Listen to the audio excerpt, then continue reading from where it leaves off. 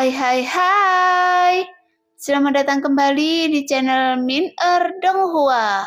Kali ini kita akan melanjutkan cerita Donghua, Battle Truck di Heaven.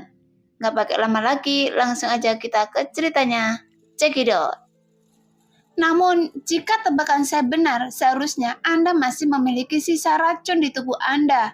Dan saya penasaran, penawar racun jenis apa yang Anda minum hingga bisa bertahan di sini. Tapi kebetulan sekali, Anda adalah orang yang ke-10 yang harus ditangkap. Jadi saya tidak bisa melepaskan Anda.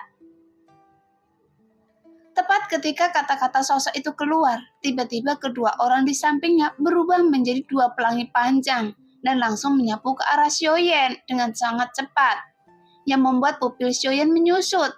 Kemudian sebuah palu raksasa yang terbungkus guntur meraung ke arah Xiaoyan. Bahkan di belakangnya, sebuah cahaya dingin juga tiba-tiba muncul dan menebas dengan ganas di tempat Xiaoyan berada. Melihat itu, Xiaoyan mengangkat kepalanya dan berteriak, "Guntur yang ekstrim!" Segera dalam sekejap, kilatan cahaya guntur tiba-tiba muncul di bawah kaki Xiaoyan. Kemudian sebelum serangan datang, Xiaoyan langsung muncul di belakang sosok di belakangnya dan langsung mengayunkan sebuah tendangan yang mengandung kekuatan guntur. Tuar! Segera terdengar suara teredam. Kemudian sosok di belakangnya yang memegang sepasang belati dipukul mundur ke belakang. Namun, meskipun sosok itu terbang keluar, sosok lain yang memegang palu raksasa yang melesat dari sasaran, dia juga langsung bereaksi. Kemudian dia mengayunkan palu raksasa dan dengan cepat dia menyapu mendekati Xiaoyan. Pada saat yang sama, Xiaoyan mengangkat 8 penguasa misterius yang sunyi di tangannya. Kemudian menuangkan kekuatan guntur di dalamnya. Dan serangan langsung menyerang sosok yang menggunakan palu raksasa itu dengan keras. Tuar!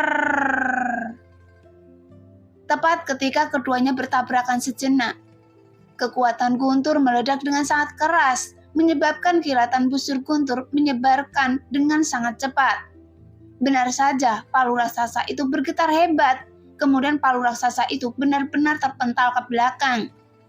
Namun, orang kuat yang memegang palu raksasa itu memanfaatkan situasi ini dan menembak mundur 100 kaki. Namun ekspresi terkejut muncul di matanya saat dia menstabilkan tubuhnya. "Hei, kita sepertinya menghadapi situasi yang sulit." Sosok itu tertawa terbahak-bahak. "Tapi sayang sekali, Anda telah menghirup kabut beracun di sini. Jadi tidak peduli seberapa kuatnya Anda sekarang, Anda hanya seperti mainan." Tepat ketika orang jahat itu selesai berbicara, tiba-tiba Xiaoyan merasakan energi dan darah di tubuhnya mendidih. Kemudian ki dan darah yang melonjak membuat Xiaoyan tak tertahankan, sehingga seteguk darah menyembur keluar.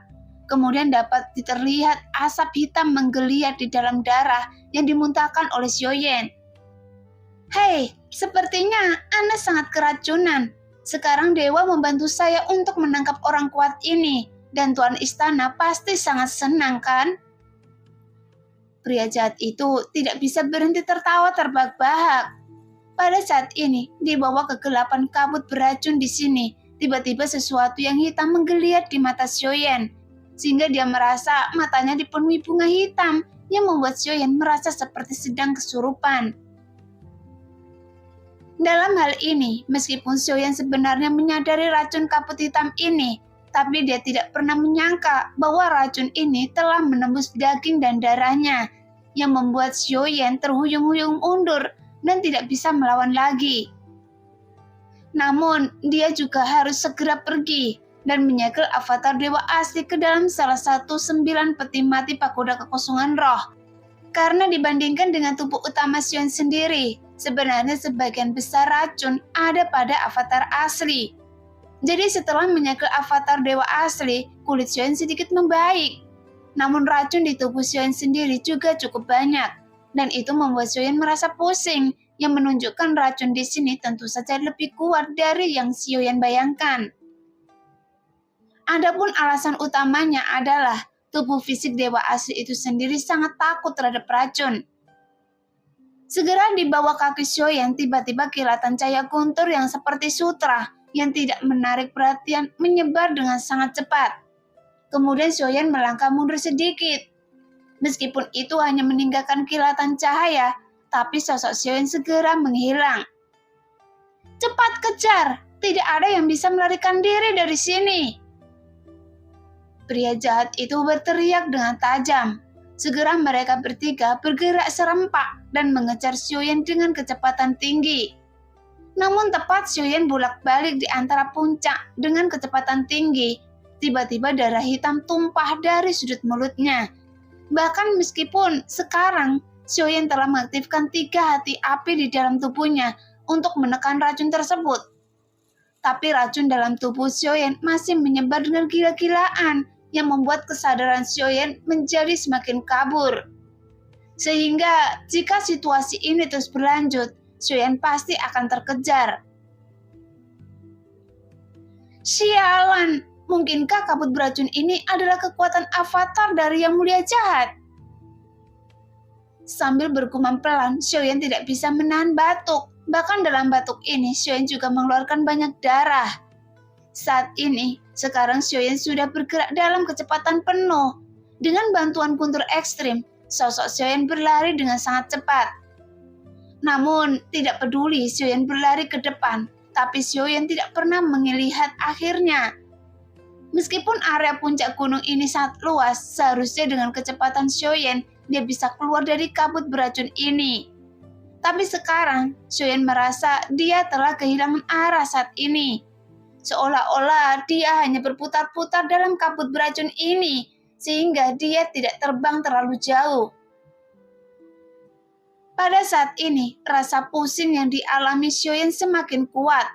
Bagaimanapun racun yang menyebar terlalu cepat. Jika situasi ini terus berlanjut, begitu Xiaoyan benar-benar kehilangan kesadaran, maka konsekuensinya tidak akan terbayangkan. Sial, sepertinya saya harus menyempurnakan pil pemecah racun Tianling. Jika ada pil pemecah racun Tianling di tingkat dewa, racun ini bisa ditekan, setidaknya untuk sementara. Xiaoyan bergumam dalam hatinya. Sekarang, dia telah menelan banyak pil penawar racun. Meskipun nilainya tidak rendah, namun masih ada kesenjangan besar antara pil tersebut. Dan pil pemecah Tianling tingkat dewa, karena pil penawar racun yang dikonsumsi Xiaoyan tidak bisa menekan racun yang mengamuk di tubuhnya. Namun Xiaoyan juga tahu, selama dia berhenti sejenak, dalam waktu kurang dari setengah batang dupa, ketiga orang itu pasti akan datang dimanapun Xiaoyan berada. Tapi Xiaoyan juga sudah siap secara mental saat memasuki tempat ini. Hanya saja dia tidak pernah menyangka perubahan situasi ini akan terjadi begitu cepat.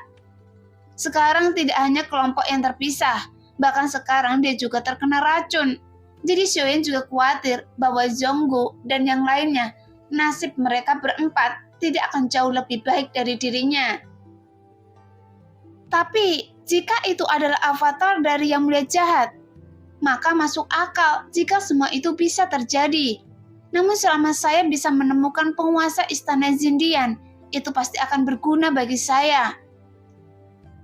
Sekarang, Xiaoyan tampak berpikir. Dia harus berpikir cepat tentang apa yang bisa dia lakukan saat ini.